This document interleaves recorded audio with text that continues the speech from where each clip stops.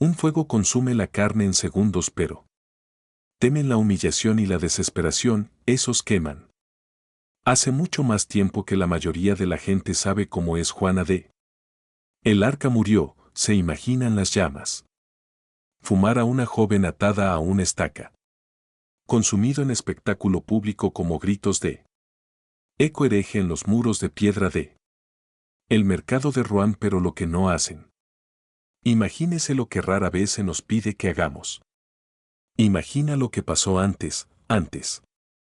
El fuego allí estaba, el silencio antes. Las llamas allí eran grilletes y ante la multitud reunida para verla morir ya estaba siendo desmantelada. Lentamente, deliberadamente y con escalofríos. La ejecución de precisión de Joan es a menudo recordado como un momento religioso. Injusticia, una niña valiente quemada por hombres que temían lo que no podían controlar, pero la verdad es más grotesca que ella no lo era.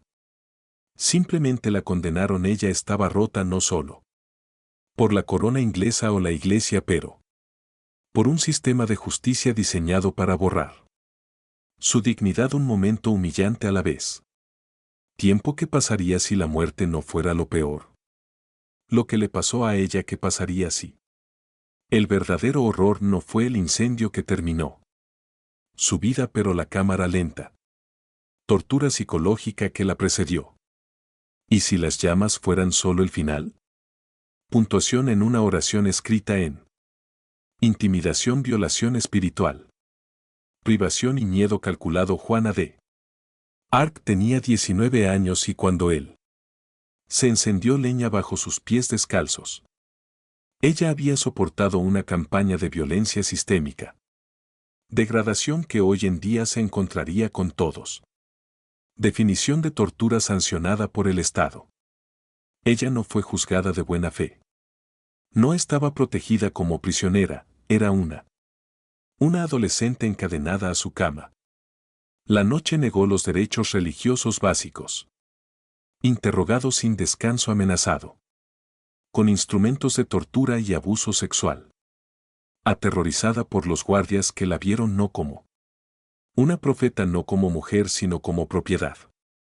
Los relatos oficiales lo llaman un juicio. Los libros de historia a menudo lo etiquetan como herejía, pero quita la retórica y lo que queda es simple: esto era el ritual. Destrucción de una joven que había. ¿Te atreviste a desobedecer al poder? ¿A qué te dedicas? Escuchar no es el mito de Juana de Arco. Santo de Francia no es el higienizado.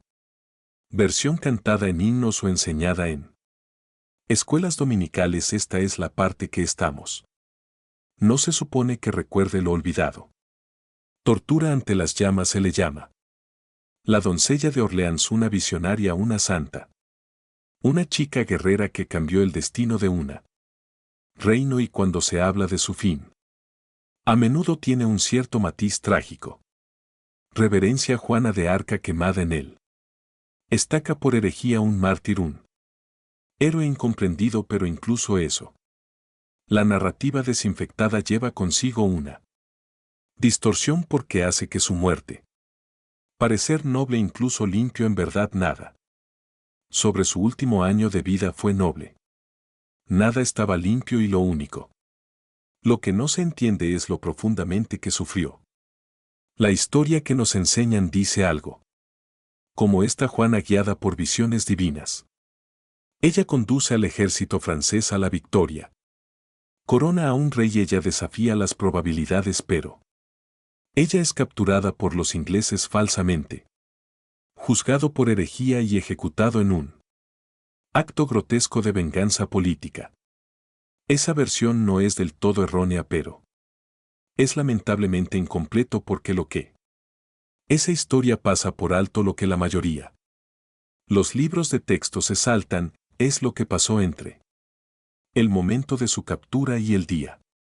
Su cuerpo se convirtió en cenizas casi por completo.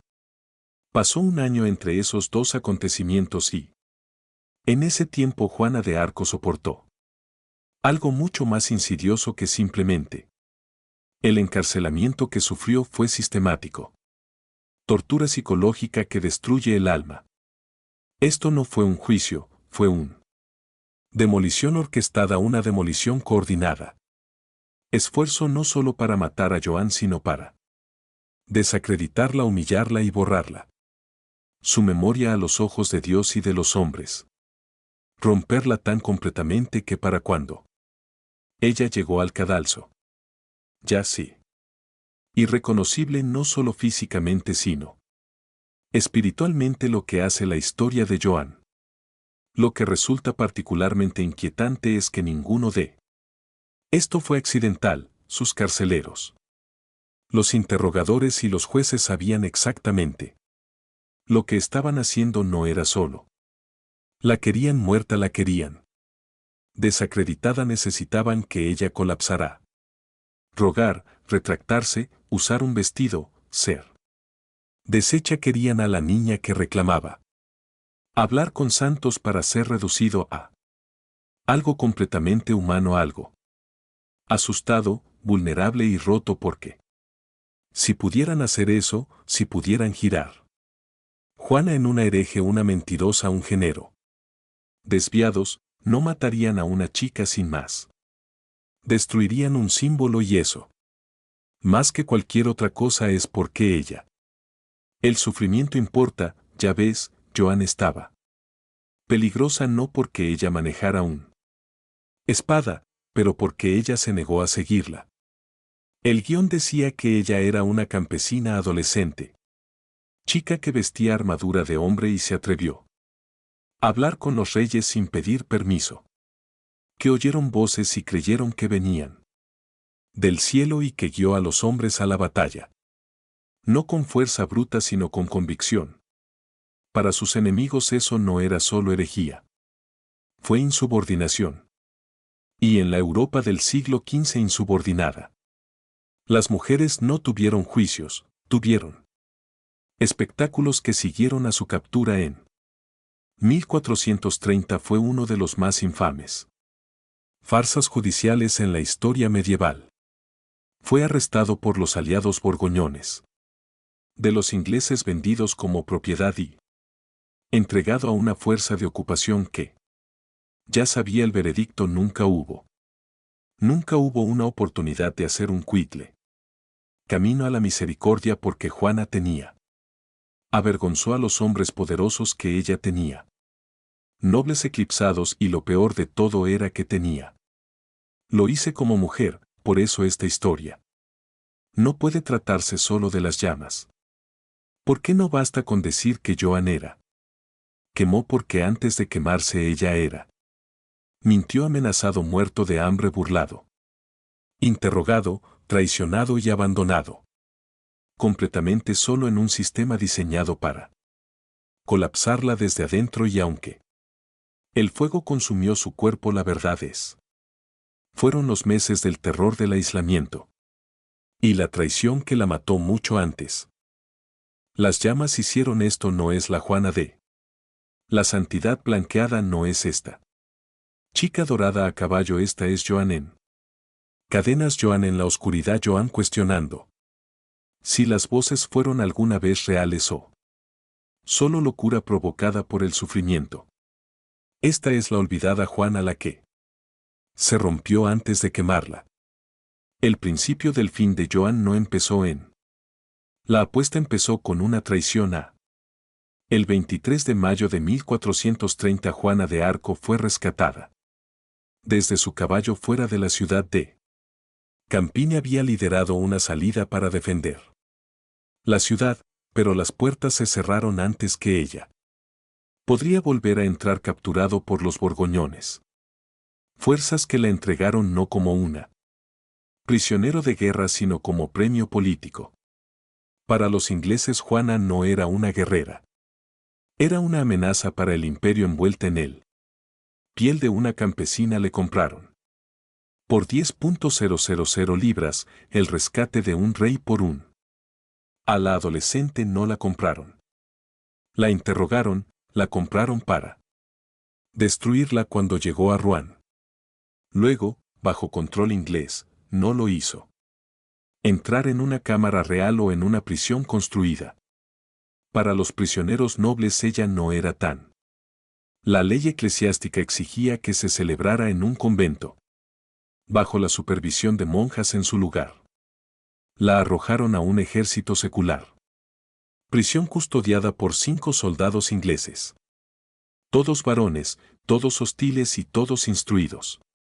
Para mantenerla encadenada y bajo vigilancia. Día y noche la habitación en la que se encontraba retenida. No había una celda de silencio ni de contemplación. Era una celda de torre fortificada húmeda con podrido y espeso con el hedor de la orina. Y sangre vieja la luz vino de una estrecha ranura de ventana de piedra que no ofrece ver solo un recordatorio borroso de que el mundo todavía existía más allá de ella.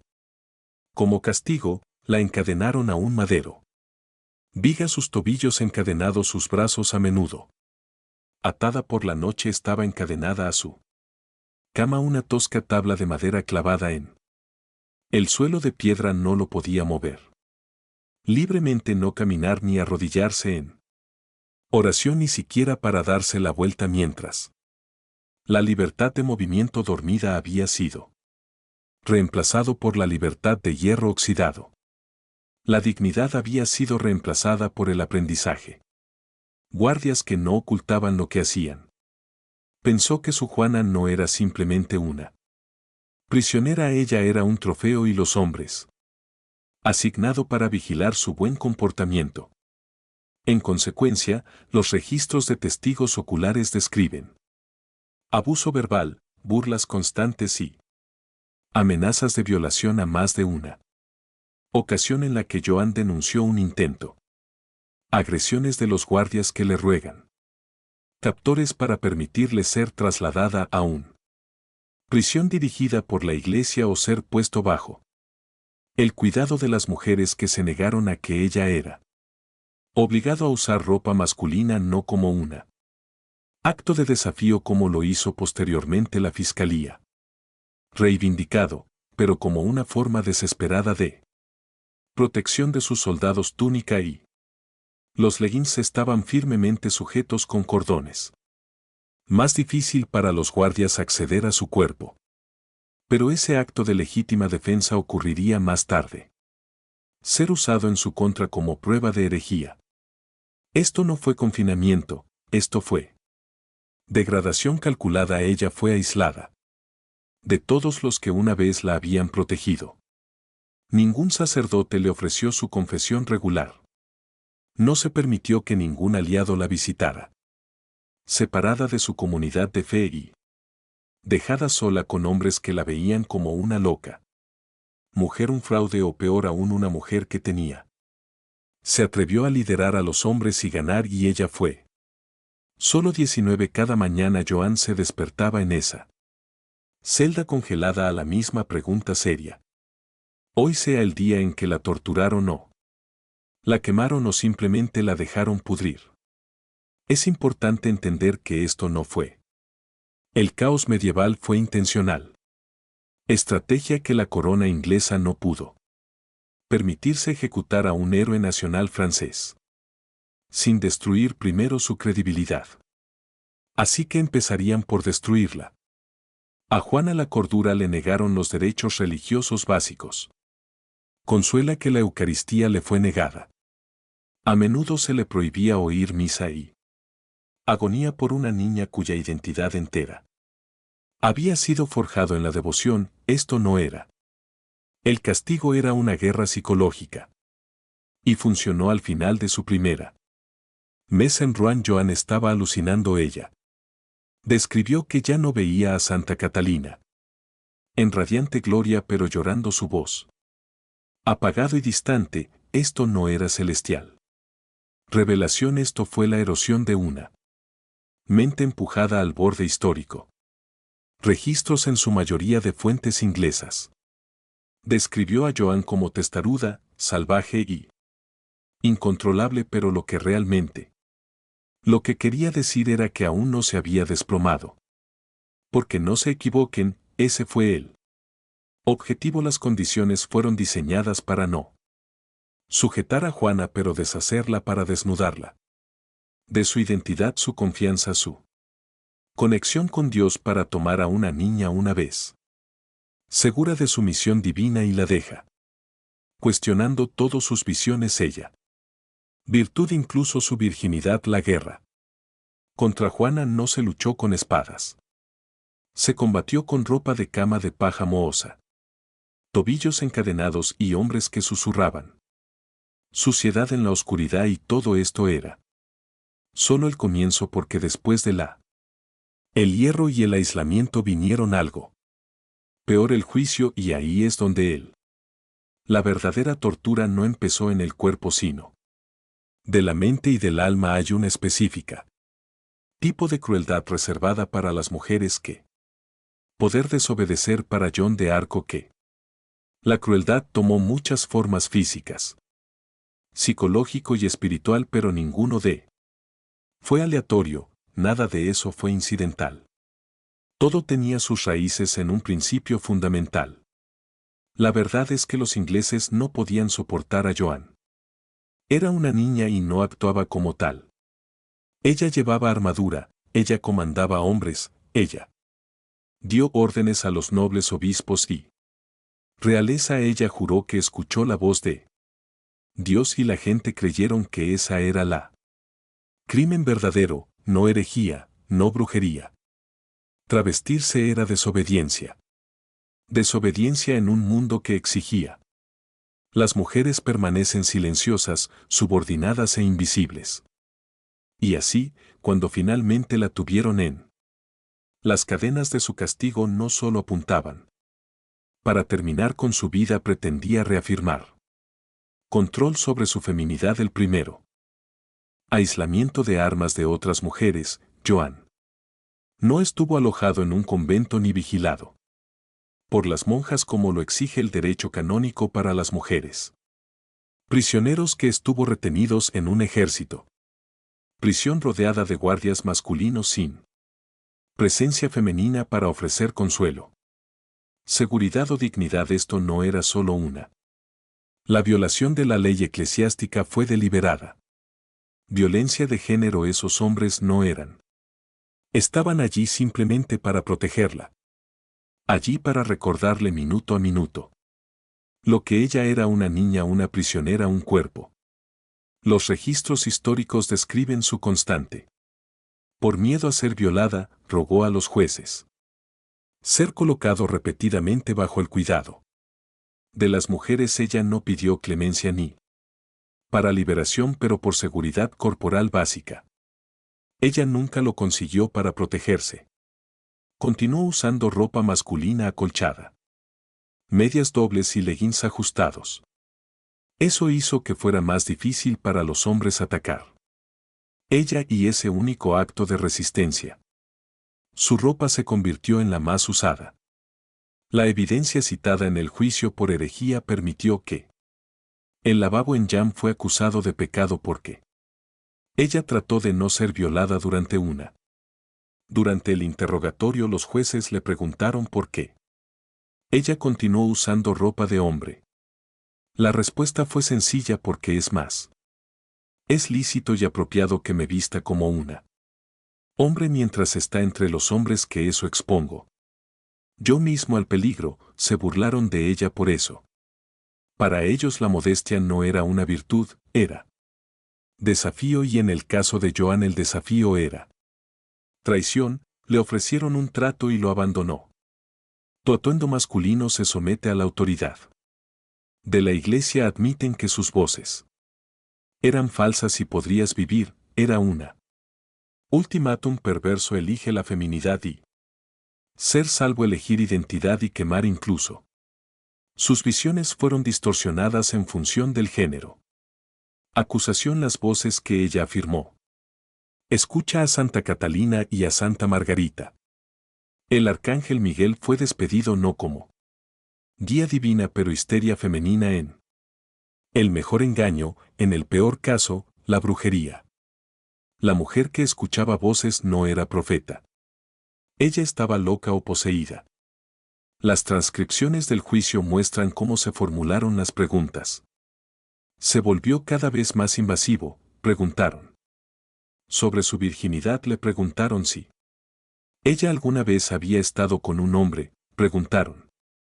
Su infancia, su menstruación, su hábitos de vestir que no estaban tratando de encontrar la verdad que estaban intentando derrumbar.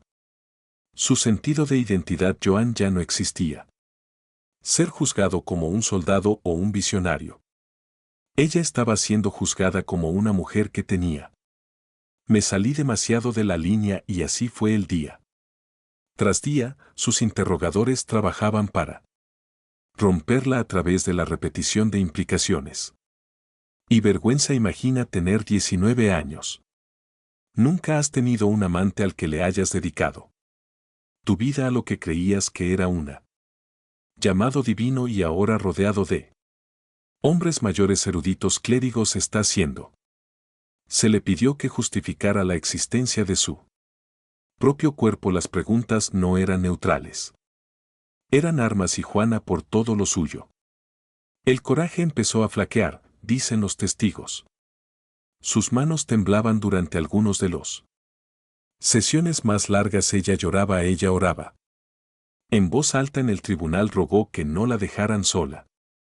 Solo en la noche con los guardias ninguno de les ayudó que ella ya no estuviera humana. Ella era un símbolo para ser desmontado y una mujer para ser convertida en un ejemplo. Su único crimen fue el poder y poder en una mujer al mundo que sostenía. Su cautiverio era una herejía en sí misma. La época en que Juana de Arco entró en la sala del tribunal de Rouen, su destino ya se había decidido. Ya se había decidido lo que se desarrolló en esos largos. Los meses fríos de 1431 no fueron una prueba en. ¿Hay alguna sensación real de que fue una actuación? Obra prescrita puesta en escena no para descubrir verdad sino para justificar un asesinato. El tribunal no estaba lleno de jueces imparciales, sino simpatizantes ingleses cuidadosamente seleccionados en él. El timón era el obispo Pierre Cousin, un hombre con más ambición política que pastoral. Cuidado, debía su posición a los ingleses. Corona y sabía que quemaba a Juana. Cimentaría su lealtad a los cargos. Más de 70 al principio, 70 acusaciones distintas. Cada uno más absurdo que el anterior. Herejía, brujería, adoración de demonios. Blasfemia vistiendo ropa de hombre y afirmando voces divinas desobedeciendo a sus padres. Quebrantar el mandamiento de honrar a la iglesia. Autoridad era una frenética dispersión. Lista hecha a la fuerza para no perseguir. Justicia sino abrumarla con la pura. El número de cargos fue la primera táctica. La confusión como forma de control. Joan había sin abogado, sin defensor, sin traductor. A pesar de que el latín es la lengua de la corte, ella era una joven campesina. Apenas alfabetizado frente a un panel de teólogos con formación universitaria y interrogadores clericales, la mayoría de los cuales vieron ella no como acusada sino como mentirosa. Fraude, un hereje y lo más importante, un amenaza, y aún así se mantuvo firme. A pesar del agotamiento, el miedo y el aislamiento. Las respuestas de Joan fueron agudas, incluso brillante, cuando le preguntaron si creía que estaba en estado de gracia, una trampa diseñada para atraparla. Ella respondió: si yo soy. No que Dios me haya puesto ahí, y si estoy ahí puede Dios me guarde. Fue una reflexión teológica. Paradoja que silenció al tribunal. Quería que tropezara en lugar de eso. Lo superó en maniobras, pero solo la brillantez no pudo salvarla, porque este tribunal no necesitaba la verdad, necesitaba una confesión. Y así comenzaron a cambiar sus estrategia desde el interrogatorio hasta presión psicológica del juicio. Las sesiones se extendieron durante horas. Joan estaba frecuentemente privado del sueño, sacado de su celda al amanecer, la interrogaron hasta el anochecer. Luego regresó a una cama donde estaba literalmente encadenados. Trajeron médicos para examinar su cuerpo en busca de signos de las marcas de las brujas. Son una marca de nacimiento o una mancha. Podrían llamarlo satánico, pero no encontraron nada. Pero siguieron buscando con más interés. Más en el espectáculo que en la realidad. Los interrogatorios fueron diseñados para atraparla. En contradicciones preguntaron lo mismo. Preguntas repetidamente formuladas de forma diferente. Esperando que la fatiga le quebrara la memoria. Le preguntaron sobre sus visiones, si eran sueños, si fueran reales, si fueran venían de noche o de día, si hablaban en. Le preguntaron si tenía francés o latín. Habían escuchado voces desde la infancia. Exigió que ella nombrara lo que los ángeles miraban. Me gusta lo que vestían y cómo era su cabello. Como si estas no fueran cuestiones de teología. Estaban horneados y todo el tiempo Joan permaneció solo en esa misma celda de piedra. Encadenado, medio muerto de hambre, no había nadie. No confiar en ningún sacerdote para que la escuche. Confesión, ningún amigo que le recuerde que ella no estaba perdiendo la cabeza. Esto no era una prueba, fue un asedio al alma. El objetivo no era poner a prueba su inocencia. Era moler su espíritu hasta el punto en el que se rompería, y cuando sus interrogadores se dieron cuenta de que ella no se derrumbarían bajo la teología. El 10 de marzo de 1431 se convirtieron en miedo. La llevó ante un tribunal especial. No en un tribunal, ni en su celda, sino en un lugar destinado a aterrorizar la tortura.